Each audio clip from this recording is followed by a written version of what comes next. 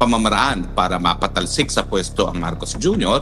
Sangayon sa salaging batas, kung siya mismo ay magre-resign, kung siya ay masisisante ng taong bayan sa pamamagitan ng isang people power, o siya ay kunin na ng Diyos, o di naman kaya ibigyan siya ng sakit na hindi na gagaling, no? Permanent disability, no? Well, siguro naman po alam nyo na sa mga pangyayari na binasura ng ICC ang interim release ni Tatay Digong, na talaga naman pong ang pamamaraan lang para mapauwi na si Tatay Digong at ang pamamaraan lang para matapos na ang problema ng korupsyon sa Pilipinas ay talagang sa pagtatanggal ni Marcos Jr. bilang isang presidente. Bukas po, 12 na Oktubre, may panawagan na naman ng People Power at ako po ay sinususugan ko itong panawagan nito. Maawa naman po tayo sa ating mga sarili. Trilyones na pong wala sa korupsyon. Dati-dati, bilyones lang. Ngayon, trilyones na. At kung hindi pa po tayo magsasalita at sasantihin itong mga taong nasa kapangyarihan, wala na pong kinabukasan ng ating mga kabataan. Maawa naman po tayo sa ating mga kabataan. Well, bukas po, merong nanawagan na ang People Power sa EDSA pa rin. Pero hindi po sa EDSA Shrine, hindi sa Aguinaldo, Camp Aguinaldo, kung hindi doon sa labas ng gate ng Forbes Park sa Buendia. Sinususugan ko rin po yung ganyang panawagan at ito po ay galing kay Congressman Miao Miao. Bakit po sa Forbes Park? Well, alam naman po natin ang Forbes Park ang tirahan ng pinakamayayaman na mga pamilya sa ating bayan. Kasama na po dyan si Tambaluslos na for some reason ang dami-daming bahay dyan sa Forbes Park. Hindi po bababa sa 6 ang bahay niya dyan at ang isang bahay ngayon sa Forbes Park hindi po bababa sa 2 bilyon ang presyo. Dyan din po nakatira ang Marcos Jr. na alam natin ay kabahagi ng pamilya na nasa listahan ng Guinness Book of World Records sa pinakakorap sa buong daigdig. May bahay din po dyan si Zaldico at napakadami po mga congressman at senatong na may bahay din dyan sa Forbes Park. Ang nakapagtataka po, kung ikaw ay taong gobyerno, hindi mo talaga ma-justify kung paano ka makakabili ng bilyon-bilyong halagang na bahay dyan sa Forbes Park. Talaga pong pag ikaw ay taong gobyerno, ang presumption po talaga, ikaw ay nagnakaw. Kaya ikaw ay nakakuha ng bahay dyan sa Forbes Park. Kaya naman po tama na panawagan na ang People Power ngayon sa EDSA pa rin, pero imbis na doon sa lugar na pinangganapan ng EDSA 1 and EDSA 2, doon sa malapit sa EDSA Shrine at sa Corner Ortigas, dito naman tayo sa Buendia. Ito po ay symbolic dahil ito po ay pagprotesta sa pagnanakaw galing sa kaba ng taong bayan, dahilan kung bakit napakadaming residente ng Forbes Park ay nakatira ngayon dyan. Tama naman po na kung tayo nagagalit sa korupsyon, ipakita natin ang galit natin sa korupsyon, dalhin natin mismo doon sa tahanan ng mga korap, lalong-lalo na si Romualdez, si Zaldico, at iba pang mga kasamahan ng mga senatong at congressman. Ang issue po, darating ba ho kayo? Ano pa ba hong inaantay ninyo? Tuluyan ng lumuhod ang ating ekonomiya?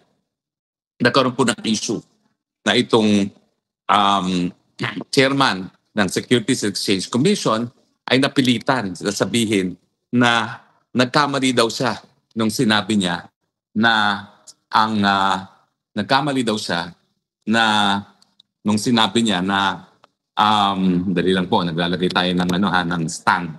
Nagkamali lang daw siya nung sinabi niya na halos 1 trilyon, mahigit 1 trilyon ang nawala sa Philippines noong ano ba yan? Wala. Anong nangyari? Napindot? Ha? Ano, ayan. Ayan. Ano yan?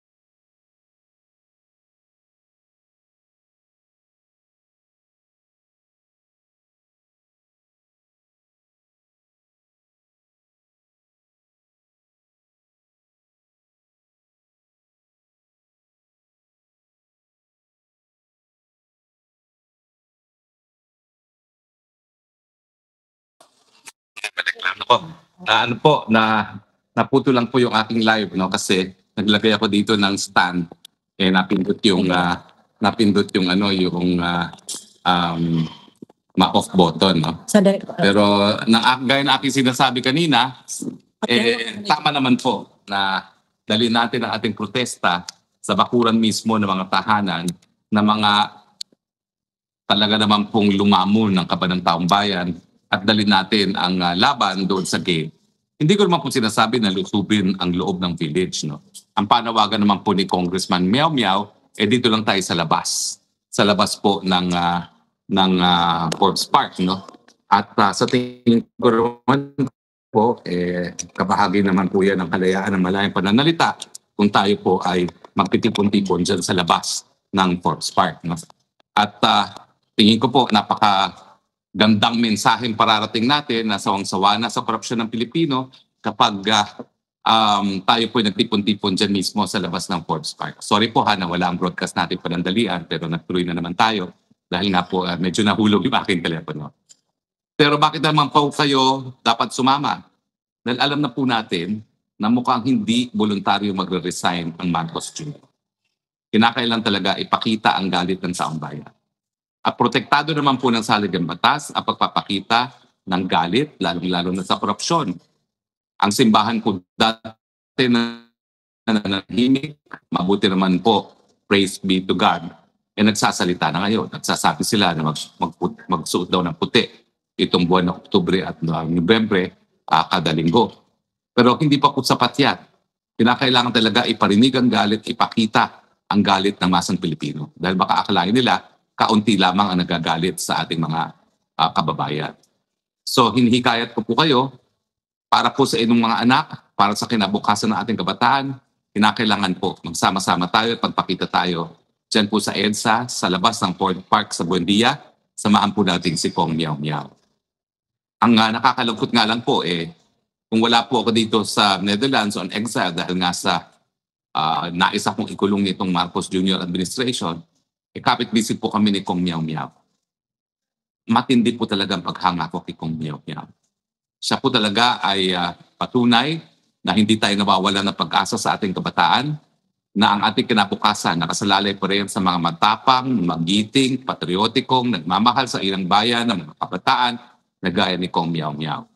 Hindi ko po siya personal na kakilala. Ang ina niya ang aking nakasama sa Kongreso noong 17th Congress. Pero talagang saludo po ako sa kanyang katapangan at sa kanyang matinding pagkakaintindi sa ugat ng problema sa Pilipinas. At yan nga po ay korupsyon. Korupsyon dahil ang namumuno sa ating bayan ay corrupt si Marcos Jr., dahilan kung bakit lahat ng mga opisyales sa ilalim niya, kasama na si House Speaker at si Zaldico, ay corrupt. Pag po tayo magkakamali na ang sisihin lang natin sa korupsyon ay si Tambaluslos at si Zaldico. Hindi po talaga po pwede mangurakot ng ganyang katindi ang Zaldico at saka ang Tambaluslos kung hindi po yan binigyan ng basbas ng Marcos Jr. Kaya nga po ang sigaw natin, hindi lang ikulong ang Romualdez, hindi lang ikulong ang Zaldico, kailangan ikulong ang Marcos Jr. at ang kanyang buong angkan. Dahil ngayon po lumalabas na pagamat bagito ang kanyang anak sa Kongreso, napakatindi rin ang mga linamo na pondo dyan sa Kongreso. Nung una, sinisita nila yung malaking budget ni Pong Pulong. Ngayon, lumalabas po na mas malaki pa pala ang budget nitong Sandro Marcos, samantalang kalahati pa lang ng 3 taon pa lang nakakalipas, pero yung 51 billion ang sinasabi nilang mga naging proyekto ni Pulong ay para sa 6 na taon. Ngayon, mas malaki pa raw sa 51 billion ang naging budget ni Sandro Marcos. No? At titingnan po natin kung gaya sa Davao, makikita natin na ginamit ang pondo sa mga tamang pamamaraan. No? Dahil doon naman po sa Davao, makikita natin na 51 billion pumunta doon sa napakagandang coastal road at napakagandang mga flyovers na nagsisibiring flood control mitigating measures. So hinihikayat ko po kayo tama na po ang pagkokomento sa social media. Yes, kabahagi po yan ng karapatan ng malayang pananalita. Yes, ang internet po ay teknolohiya para tayo marinig. Pero wala pa rin pong kapalit ang paninindigan sa kalsada upang iparating ang ating disgusto sa gobyerno. Ang Korte Suprema na po nagsabi sa mulat mula na ang ating mga lansangan, ang ating mga kalye nakareserba para gamitin ng taong bayan pagtipon-tipon, ipahiwatig ang damdamin sa gobyerno. Yan po ang dahilan kung bakit tayo meron mga lansangan, meron tayong mga kalye. Hindi po yan para sa sa mga kotse. Yan po ay para sa taong bayan gamitin, lalong-lalo na kung gusto nilang iparating ang kanilang sentimiento laban sa gobyernong kurakot. Wala na pong solusyon dito sa korupsyon kung hindi tanggalin ang ulo at nagsimula from scratch.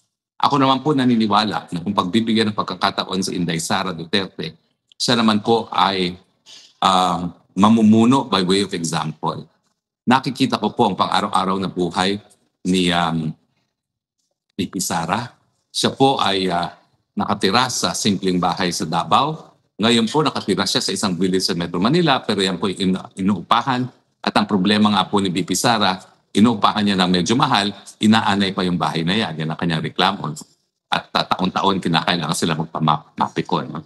Wala po talagang marangyang pamumuhay ang nakikita ko. Hindi lang kay Inday Sara, kundi na rin sa kanyang ama. At siyempre, sumusunod lamang sa Inday Sara sa paa o sa yapak ng kanyang ama. Palagi ko na pong kinukwento sa inyo na ako'y nagulat na nung nakita ko ang bahay ni Tatay Digong sa Davao, yung green bahay na ang tawag ko ay Bahay Kalapate, hindi ko maisip na nakatira ron ay isang dating presidente.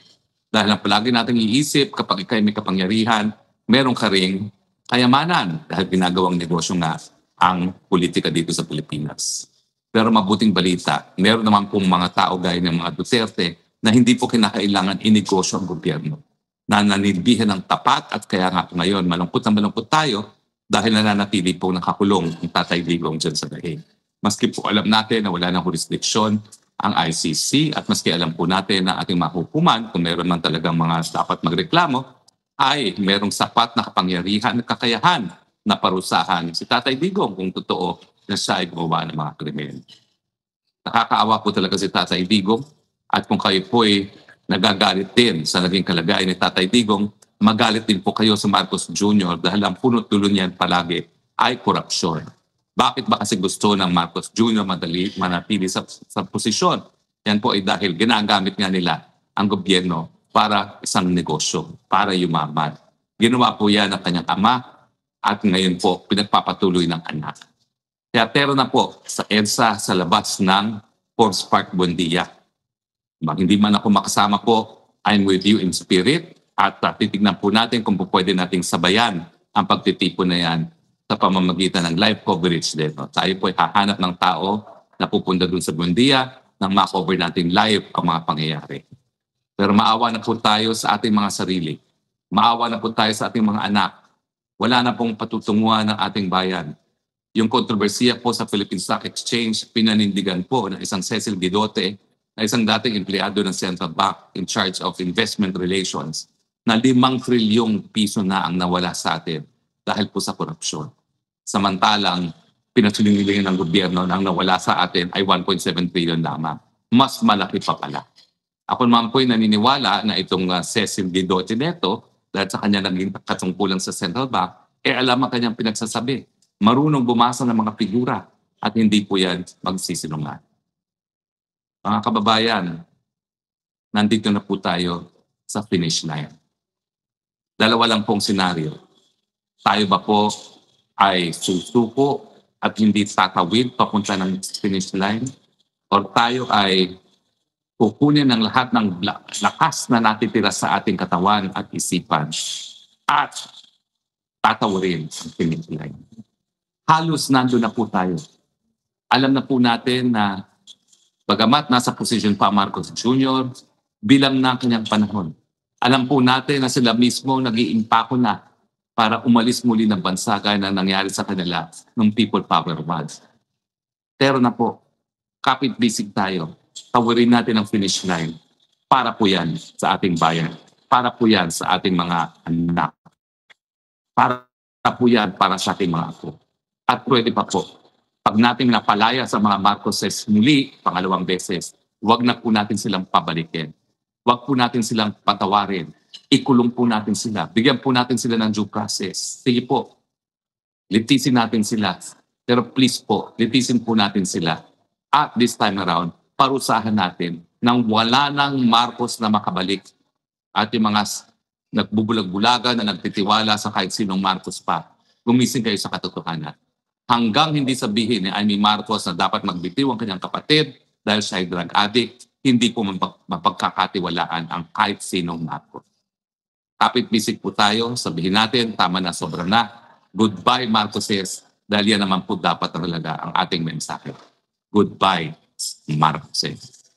Kita-kita po tayo sa EDSA, sa labas ng Forbes Park. Samahan po natin si Kong Miao Miao. Nagbabanta po sila na sipain siya sa Kongreso, pero ang katotohanan, si Kong Miao Miao, ang tunay na representante ng sambayanang Pilipino. Saludo po kami sa iyo, Kong Miao.